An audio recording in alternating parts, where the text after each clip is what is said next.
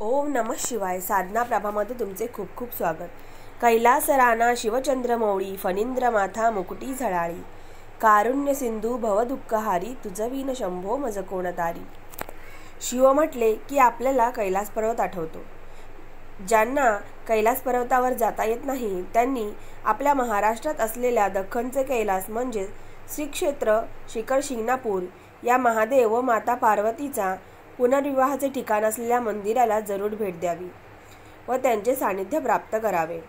शिखर शिंगणापूरचा शंभू महादेव हा लाखो भक्तांचा कुळदेव आहे.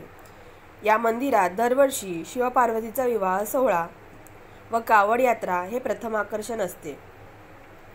लाखो लोक या मंगल सोहळ्यात सहभागी होतात व उमा महेश्वराचे दर्शन घेतात. या शिखर शिंगणापूरची कथा व महत्त्व आपण पाहूयात. एकदा पार्वतीने रसून लपून बसलेल्या शंकराला अचूक हुडकून काढले आणि पुन्हा जाऊ नये म्हणून चक्क दुसऱ्यांदा जिथे लग्न केले ते हे ठिकाण स्वयंभू महादेवाचे ठिकाण म्हणून प्रसिद्ध आहे. शंकर पार्वतीच्या विवाहाचे ठिकाण म्हणून शिखर शिंगणापूरला दक्षिण कैलास असे म्हणतात. सातारा जिल्ह्यात मान तालुक्यामध्ये दहिवडी गावापासून 20 किलोमीटर अंतरावर शिखर शिंगणापूर वसले आहे. इथे असलेल्या डोंगराला शंभू महादेवाचा डोंगर म्हणतात. या डोंगराच्या पायथ्याशी शिखर शिंगणापूर गाव आहे. हा डोंगर म्हणजे सह्याद्रीचाच एक फाटा असल्याने डोंगरावर दाट झाडी आहे. महादेवाचे मंदिर याच डोंगरावर आहे. मंदिरात जायला जवळपास 400 पायऱ्या चढून जावे लागते. त्यापुढे आणखी थोडे चढून गेल्यावर खडकेश्वर मंदिर आहे. महादेवाचे हे मंदिर शिंगणापूर या यादव कुळातील सिंधन राजाने वसवले आहे असे म्हणतात. मंदिराला दगडी तटबंदी आहे आणि या मंदिराच्या आवारात 5 मोठे मोठे नंदी आहेत. या मंदिराचे आणखी एक वैशिष्ट्य म्हणजे मोठ्या घंटा आहेत. या घंटांपैकी एक घंटा ब्रिटिशांकडून मंदिराला मिळालेली आहे. मंदिराच्या गाभाऱ्यामध्ये 2 शिवलिंग आहेत.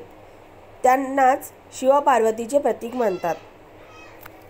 शिवाजी महाराजांच्या घराण्यामध्ये शिखर शिंगणापूरच्या महादेवाचे अतिशय महत्त्व होते. इथे असणारा तलाव शिवतीर्थ असे म्हणतात. शिवाजी महाराजांचे आजोबा मालोजी भोसले यांनी 1600 मध्ये तो बांधला. या मंदिराविषयी आणखी एक की जिजाबाईंना शिवनेरीवर सोडून चिंताक्रांत शहाजीराजे परतत असताना या मंदिरात दर्शनासाठी आले. तेव्हा त्यांना दृष्टांत मिळून सर्व काही ठीक होईल असे शंकरांनी सांगितले. या गोष्टीची आठवण म्हणून जरी पटक्याबरोबर भगवा झेंडा ही लावण्याचे त्यांनी ठरवले. या मंदिराचे शिखर स्थापत्यकलेचा उत्कृष्ट नमुना आहे. शिखरावर अगदी नाजूक नक्षीकाम केले आहे. मंदिराच्या आवारात अनेक दीपमाळा आहेत. या मंदिराच्या पश्चिमेकडे अमृतेश्वराचे हेमाडपंथी मंदिर आहे. मंदिरात 4 वेळा पूजा केली जाते. दरवर्षी चैत्र शुद्ध अष्टमीला शंकर पार्वती विवाह सोहळा अगदी साग्र संगीत साजरा केला जातो. पंचमीला हळदीचा कार्यक्रम असतो. या लग्नासाठी एक भले मोठे 550 फूट लांब पागोटे विणले जाते. ज्या कुटुंबाला हे काम दिले जाते ते कुटुंब पूर्ण वर्षभर यासाठी मेहनत करते. विवाहाच्या दिवशी या पागोट्याचे एक टोक महादेवाच्या कळसाला तर दुसरे टोक अमृतेश्वराच्या देवळाच्या कळसाला बांधतात.